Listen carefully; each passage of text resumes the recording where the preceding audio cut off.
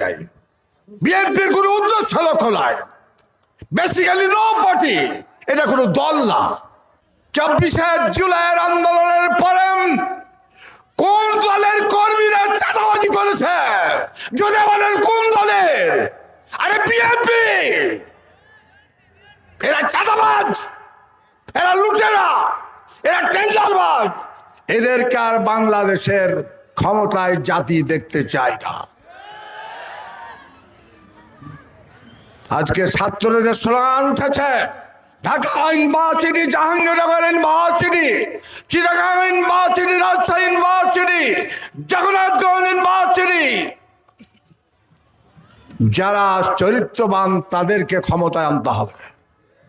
কতবার আমি 2 বার এমপি ছিলাম, বিনা টাকাতে এমপি হয়েছে। আর যেই দিন হারুন পাপিয়া নবাবগঞ্জ এসেছে 2 নম্বর রাজনীতির জন্ম দিয়েছে।